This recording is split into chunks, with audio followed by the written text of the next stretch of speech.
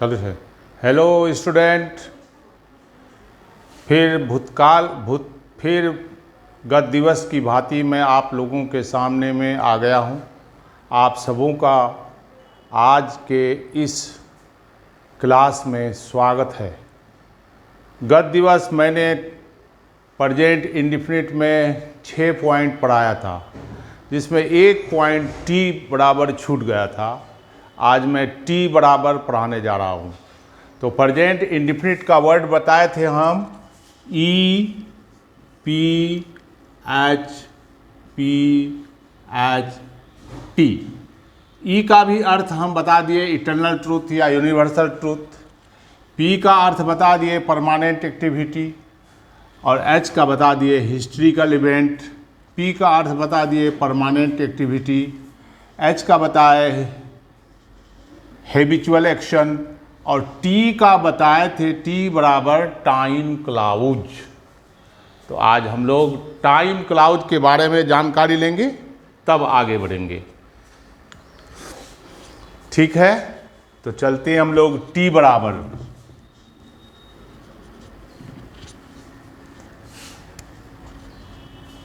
T बराबर time clause होता है। टाइम क्लाउज, या इसको कंडीशनल क्लाउज भी कहते हैं। Conditional clause. अब यहाँ एक बात समझ में नहीं आएगा, ये क्लाउज क्या होता है सर? तो बस इतना जान लीजिए कि अगर दो वाक्य एक वाक्य में मिल गया और फिर दोनों वाक्य को तोड़ोगे तो वो अलग अलग वाक्य हो जाएगा। तो क्लाउज का परिभाषा लिख लीजिए, या लिख देते हैं, लिख लीजिए आप लोग। Clause is a part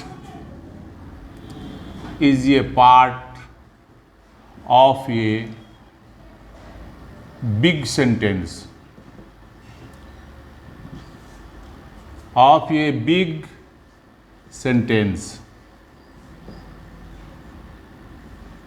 which has a subject and its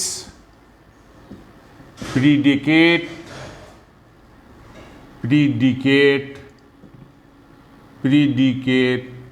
on, उसी को क्लाउज कहते हैं। तो टाइम क्लाउज का मतलब हो गया क्या? टाइम के साथ कुछ कंडीशन लगा रहता है। इसका मतलब है कि ये वाक्य दो भागों में बटी होती है, एक तरफ कंडीशन और दूसरी तरफ रिजल्ट। टाइम क्लाउज दो भागों में बटी होती है। एक का नाम होगा कंडीशन,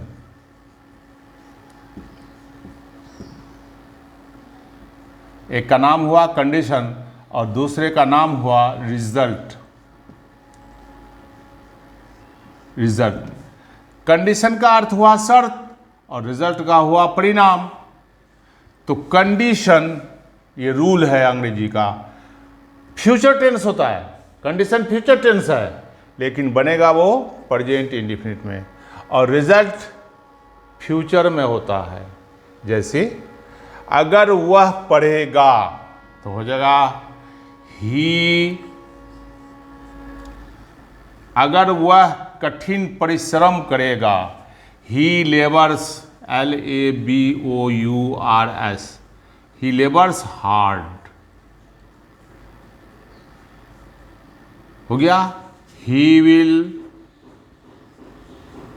पास फर्स्ट डिवीजन।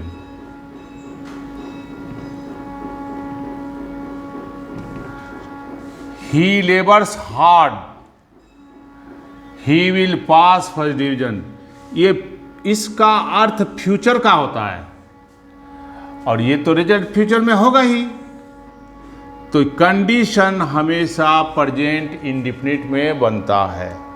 लिख लीजिए, कंडीशन वाला भाग हमेशा प्रेजेंट इंडेफिनिट में बनता है। लेकिन यहाँ एक बात है कि इन दोनों वाक को जोड़ेंगे, हम प्लस करेंगे, तो प्लस के लिए सबऑर्डिनेट कंजंक्शन का प्रयोग होता है। इसलिए यहाँ लग जाएगा if he labours hard he will pass first division, यही वाक सही होगा। तो जितने कंडीशन हैं सभी सब्जेक्ट के पहले सबऑर्डिनेट कंजंक्शन इफ का प्रयोग करेंगे। अब देखिए, इस वाक का 3 अर्थ होगा। पॉसिबिलिटी में जाएगा, लिखिए कंडीशन वाले वाक में 3 पॉसिबिलिटी होती है।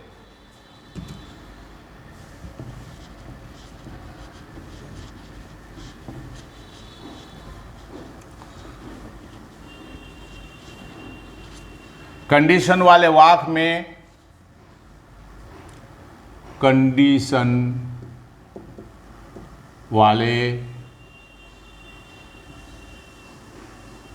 कंडीशन वाले वाक में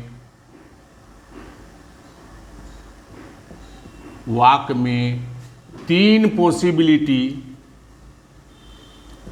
POSSIBILITY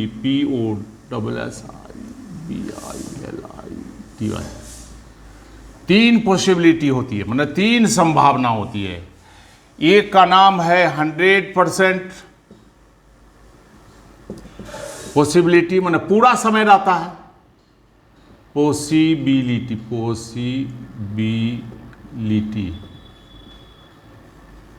मतलब पूरा समय।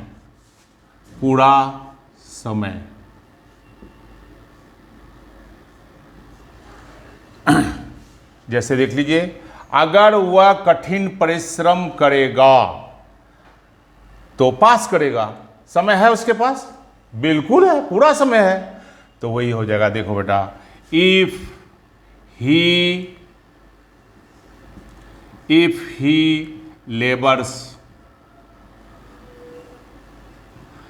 labors hard he will pass। अब देखिए, ये 100% है। अब हो गया 50% पॉसिबिलिटी, 50% पॉसिबिलिटी 50% POSSIBLITY, मतलब 50% से कम संभावना, मतलब कुछ समय बीत गया।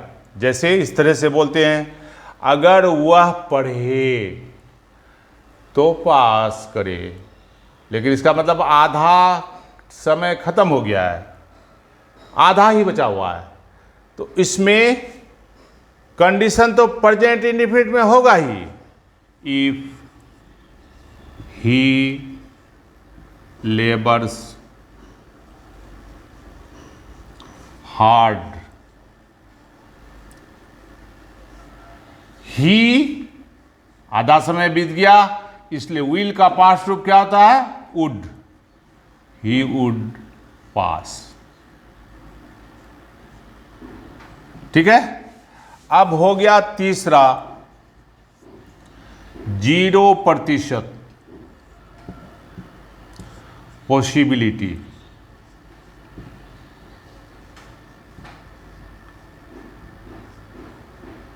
अर्थात नेगेटिव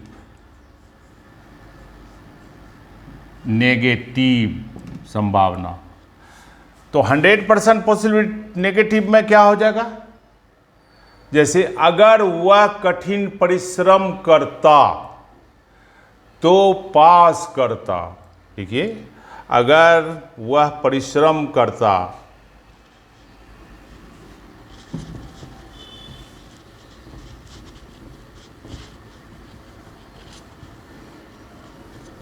बन के देखो जी। हाँ, तो अगर वह कठिन परिश्रम परिश्रम करता तो पास करता।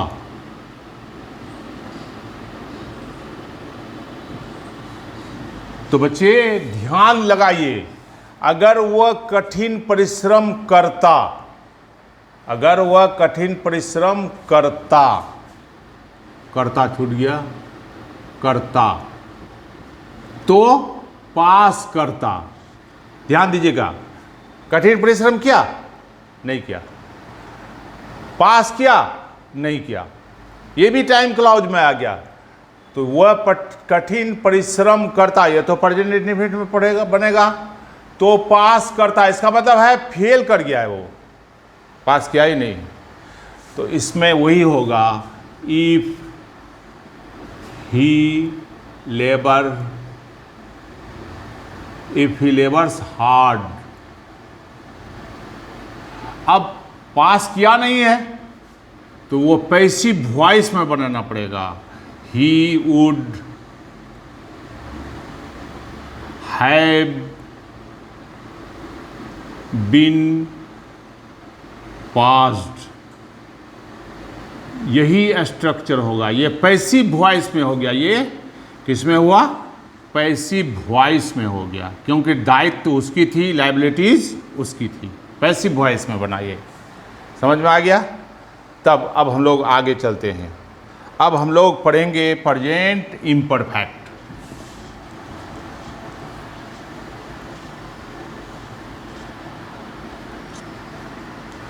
अब हम लोग पढ़ने जा रहे हैं present imperfect.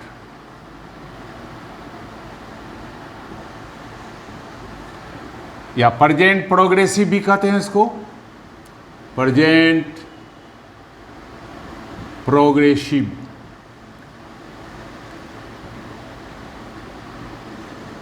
Present progressive, present imperfect भी कहते हैं, प्रेजेंट प्रोग्रेसिव भी कहते हैं, प्रेजेंट कंटिन्यूअस भी कहते हैं, प्रेजेंट कंटिन्यूअस भी कहते हैं। तीन नाम से ये जाना जाता है, present imperfect, present progressive, present continuous. तो इस टेंस में लिखिए, इस टेंस में डायनेमिक, DYNAMIC,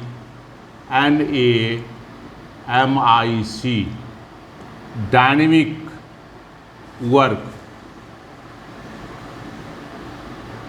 इसको शॉर्ट लिव्ड वर्क भी बोलते हैं, short lived work.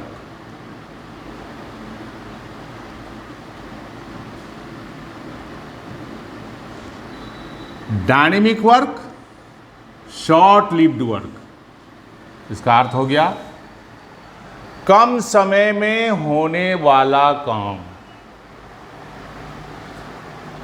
Present indefinite में इंडेफिनिट वर्क आएगा, इसमें कौन काम आएगा?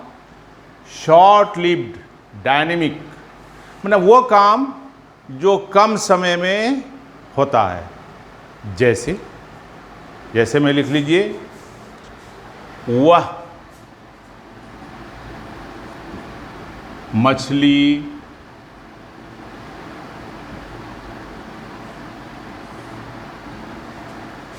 पकड़ रहा है।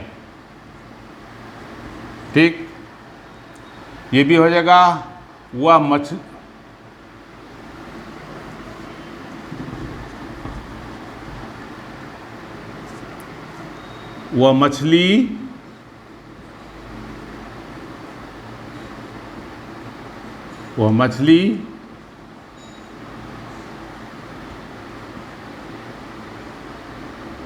पकड़ रहा है। ठीक है, ये भी तो हो जाएगा, वो मछली पकड़ना, वो मछली पकड़ना चालू कर दिया है, चालू चालू कर दिया है। ये भी हो जाएगा, वह मछली पकड़ने में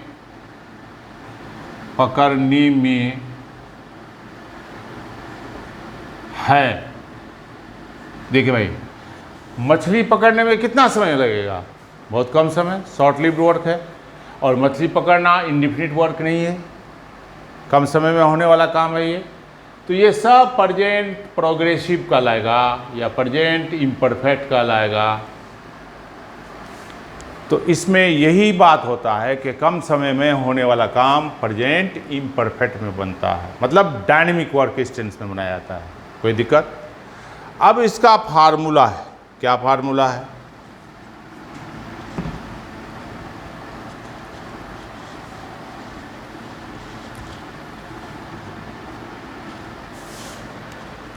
स्ट्रक्चर है इसका।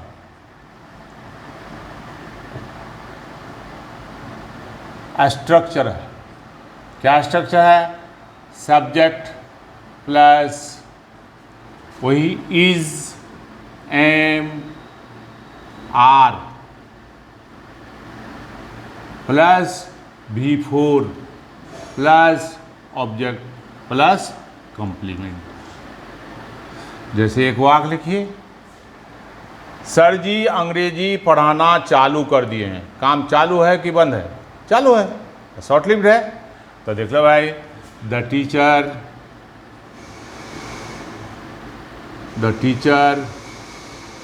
Is teaching English.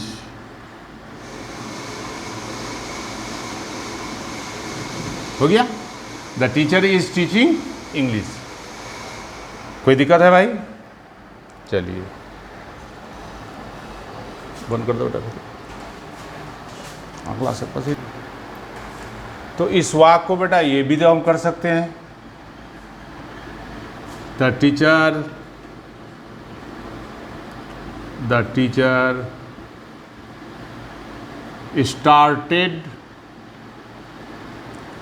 started teaching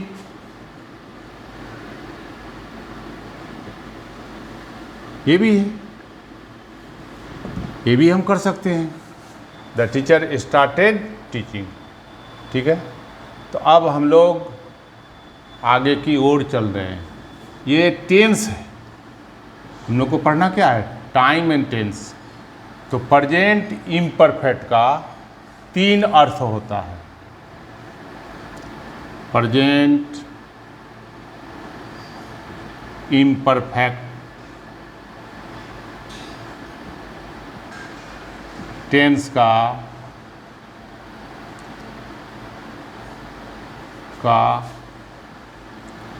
3 अर्थ होता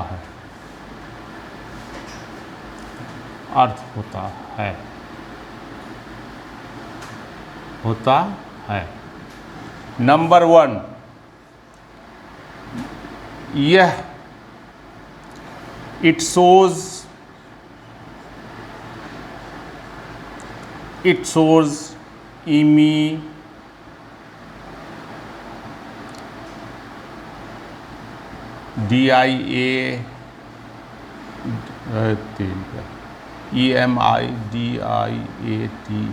immediate action।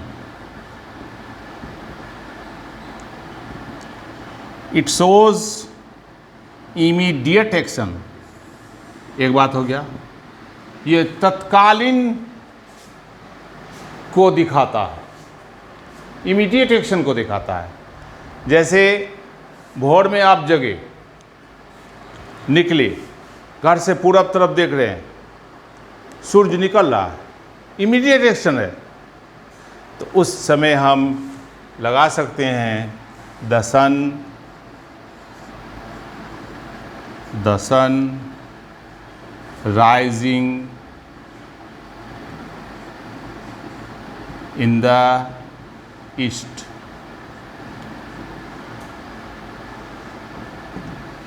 इसका अर्थ हो गया सूरज पूरब तरफ उगता है, ये तो इटर्नल ट्रूथ है।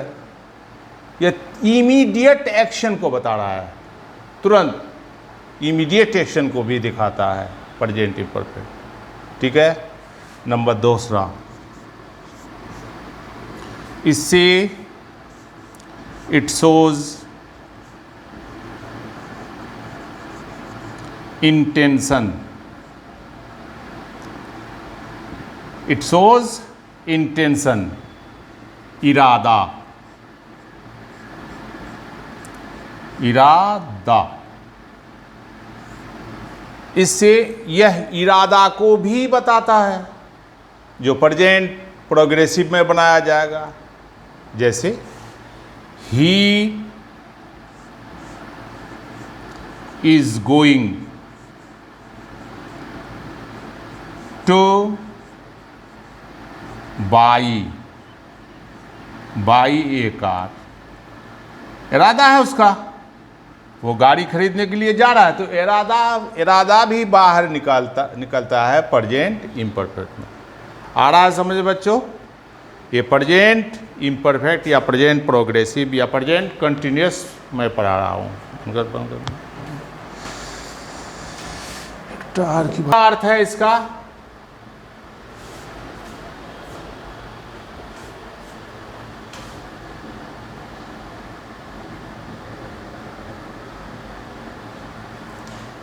तीसरा अर्थ है ये कि प्रेजेंट प्रोग्रेसिव में प्लान और प्रोग्राम भी बनाया जाता है। तीसरा, प्लान या प्रोग्राम भी प्रेजेंट प्रोग्रेसिव में बनाया जाता है। जैसे देख लीजिए,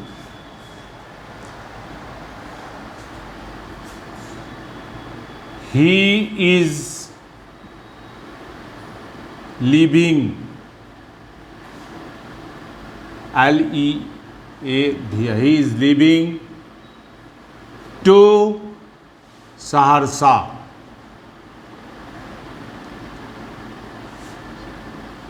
सहरसा टुमारो।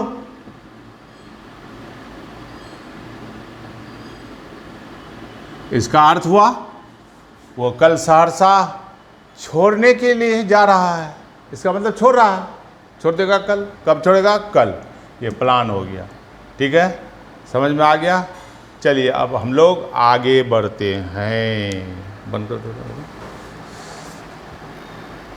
तो बेटा हमने दो टेंस पढ़ा दिया, प्रेजेंट इंडेफिनिट, प्रेजेंट इम्परफेक्ट। अब नेक्स्ट क्लास में दोनों टेंस का लड़ाई करवाएंगे।